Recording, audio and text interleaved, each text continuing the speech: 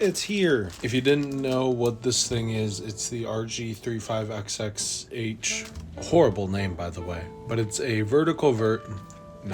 horizontal version of this thing, the RG35XX Plus, and it has thumbsticks. So instead of doing the whole Game Boy vertical, it's gonna be Game Boy horizontal, I guess. They announced this and released it like a month after I got my 35XX Plus, or even like less than that, so I'm not a big fan. I certainly wasn't a big fan because that meant that I had to buy this and review it, but that's fine. Alright, let's get this thing open. We're gonna compare it to this thing because it's the exact same device, it's just horizontal, so. And yes, I did look for scissors, but I couldn't find any, so we're using the hammer again. Oh, Jesus. Anbernic with their amazing packaging. That was sarcasm. Oh, I'd once again like to thank Anbernic for this incredible packaging you're seeing here. Ooh, okay, let's get this thing off. Here it is, RG35XX. Why not call it like the RG35XH or something? I don't know. Can I just slide this out?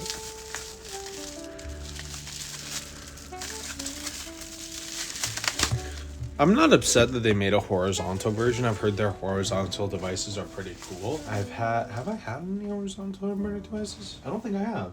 Actually, no, I have. The RG405M, I did. Their horizontal devices are usually pretty good.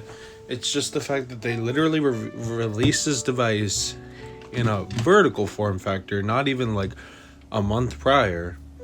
It's kind of dumb. All of these companies try to do the Apple thing where their like boxes slide open, but it doesn't work. Like I feel like I have to shake all of them. Okay, here's the device.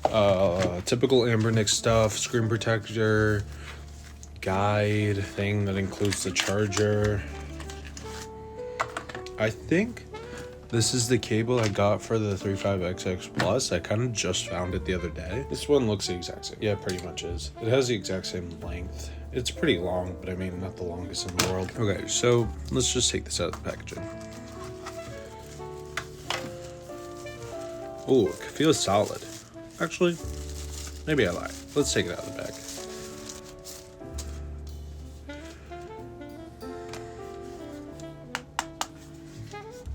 This isn't metal, right? This is just a black color. I did this again because I like the black color better than any other color, because the purple and white kind of look bad. Like, it doesn't look like they're very appealing. So I got the black, but it's not a smoky black like the 35XX Plus. It's just a black, which is kind of disappointing. Top, we got the OTG port, like the one for charging, and then the one for accessories, a mini HDMI, L1R2, which are side by side. Come on. ABXY, D-pad, start and select, joysticks, 2 SD card slots. This all feels kind of cramped. I'll have to see how well this works, because the thing about the vertical devices is that my hands are like underneath the screen and behind them. Like, there's no interference with the screen. If I'm doing it here, I might be like covering it with my fingers. I'll be like kind of like this. It's like not gonna be as comfortable. If this is the exact same firmware as the original, I'm going to be like, why are we even here? And it's the exact same. Comes with all these games. These are more games than were on here originally. Let's try a DS game, because I know it's going to be weird. Okay, the good thing about this is now there's a joystick to act as the stylus, so we don't have to worry about using the D-pad. Okay, cool. So I'm going to test this out, play with it a bunch over the course of the next day or two. I'll come back, I'll compare it to the 35XX Plus, see if it's any good, and that'll probably be more for the review. But I'll be back to talk about my impressions tomorrow. See you then. Welcome back, guys. So I've been testing out the RG35XX. Once again, bad name.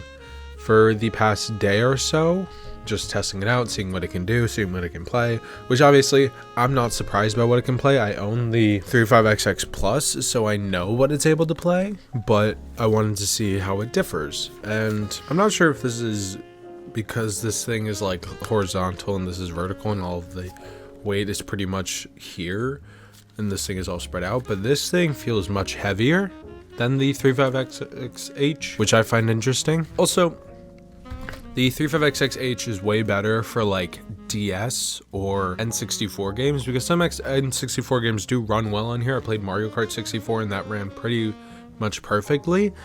And if you're gonna play that, I would probably recommend this because it has 2 thumbsticks that you can use to control the touch screen stylus on the on DS, and controls on N64, so you don't have to play N64 with a D-pad. But aside from those admittedly small changes, I'm not sure why this thing even exists, because I don't know, it's just like the 35XX Plus released not that long ago, and I'm not entirely sure what the game plan here was in terms of releasing this thing so soon after. I mean, the hardware feels fine, the software is the exact same. It's not like anything's significantly different. It's just that I'm not sure why this thing even exists aside from just being another model that they can sell. I will be testing this thing out though, and like seeing if there's any point to it actually existing aside from it just being a horizontal version of the 35XX Plus. I'll have a review out probably next week. I might have a video or 2 out before then, between now and then.